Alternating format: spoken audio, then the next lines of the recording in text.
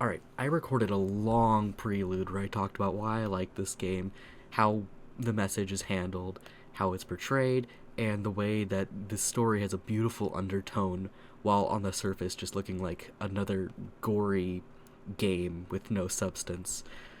So I will tell you, if you haven't played it, I would recommend playing it before watching any content about it. It is an experience that is best led blind, like it was for me. The only way I know this game existed is through Twitter ship art. I thought this was an anime. I was surprised to find out it was a game. And a game this serious, in fact. Now, I'm not here to ramble at you. I will link a video in the description that talks about the actual plot line. Personally, the plot line I found the most important specifically, because it deals with Anya and how she was really the most tragic character in this entire thing. But I'm not here to talk about that. Let me preface this by saying I am a massive wuss. Like, genuine, actual wuss. I do not play horror games. I extensively looked. Like, I am the kind of person who uses "does the dog die" regularly. I googled, does mouthwashing have jump scares? To answer your question, actually, if anyone has it, no, it doesn't really. The only jump scare it has is, like, insanely telegraphed at the beginning. So thank God for me. There is one part that I was genuinely scared. And it is, if you've played this, I hope you've played this if you're watching this video, it is when the horse is chasing you in the rafters. That scared me because I don't like jump scares. I can handle existential horror, I can handle body horror, I cannot handle jump scares. But this is so fucking ridiculous that even I was eventually able to handle it. Let me just pull this up. Actually, I wonder what happens if you press continue after completing the game. Oh.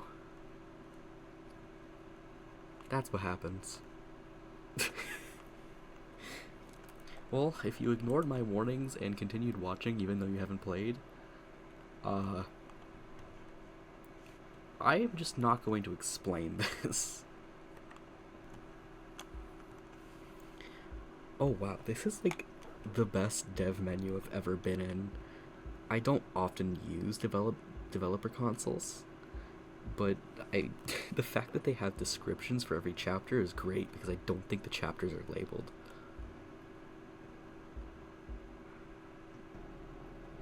I think Daisuke is bleeding out and like a bizarro sequence is what I'm looking for.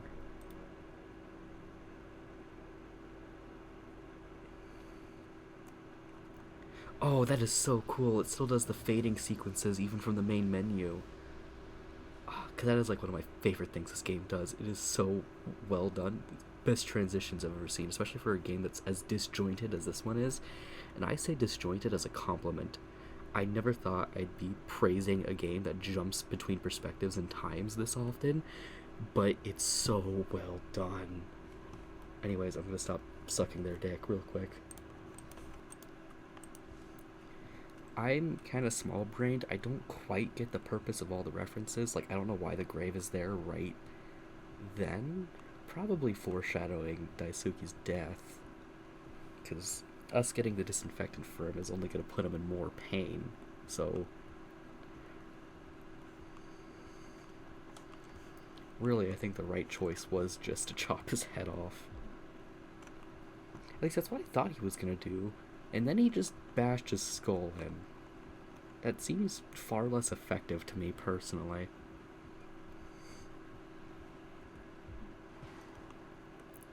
Here we are. Now I can start explaining why I'm even going through the trouble of making a video on this.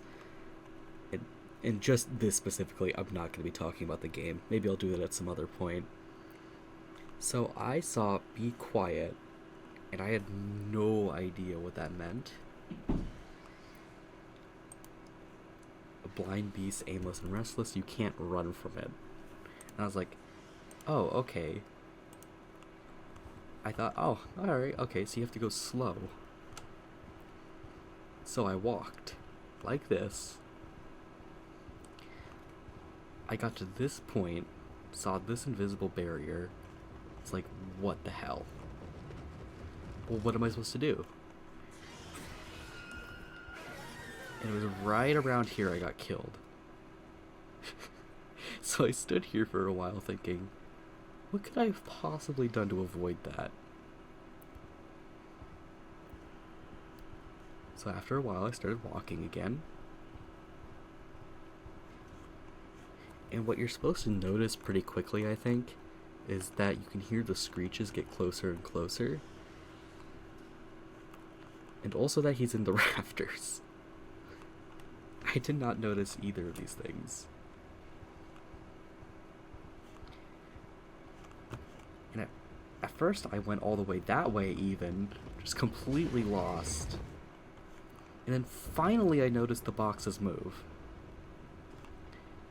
But the thing is, I couldn't figure out the point. Because from what I was seeing, they were always moving all around me and I was trapped.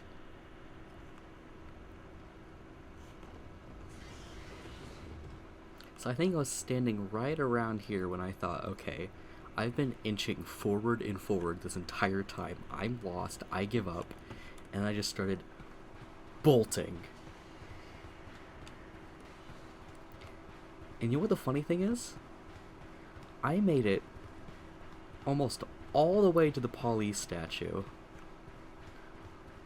without getting caught once. Just running like this. I'm probably gonna get caught this time because unlike last time when I tried this, I didn't stop running. But that time I did. Because I mentioned I'm a scared person at the beginning of this race. I have a band on my headphones.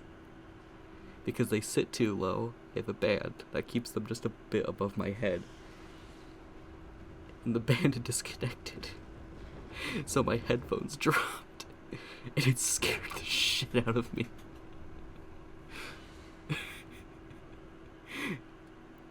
I finally conquered my fear of the horse, and then it was immediately brought back by a minor inconvenience. But you know what I learned from this? I learned there's no point in being afraid. There's no point in being cautious. You can just run and nothing will stop you. Well, except clearly something will stop you. I think you can run right about before the turn you need to take to get to the Polle statue. And that's about how far you can make it without it actually catching up to you. Because yeah, this is just my strategy, because I was so done with walking carefully. Except it doesn't work too well once you get stopped by an invisible barrier. Oh, here's the horse, by the way, if you haven't seen it before. This is kind of also what helped me conquer my fear, because the fact that he's just... You can see him scurrying up there. I was using the boxes for so long, I didn't even think to look up, because gamers never look up. And the moment I do, he's not scary. He's just kind of like... crawling. He's also really angry right now. Either he's still aggro for me running everywhere, or he can hear me on the microphone right now. This game has access to your microphone, you know. Polle will hear you.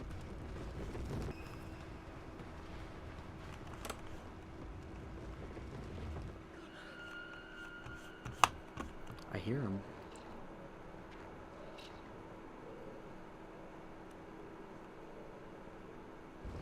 Oh my god, there is nothing stopping you from running as long as you stop before he catches you.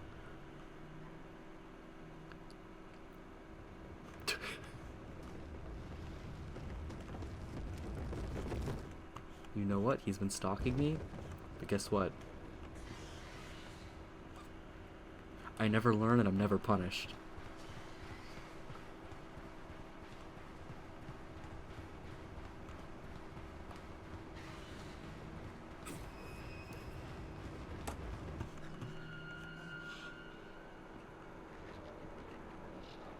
Yep, hi.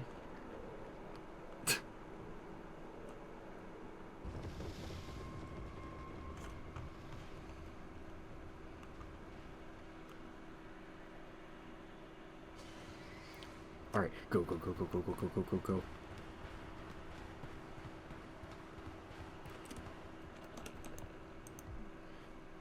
Alright, so I know you're supposed to get that achievement for getting the mouthwash in under 35 seconds by using the dev console. I wonder if you can get it just by running. Because you can run. And I don't know if any speedrunners are going to end up taking crack at this game, but I think it'd be really funny to watch horse percent. That's all I really wanted to show. Honestly, I might make another video on mouthwashing just because it's really fun.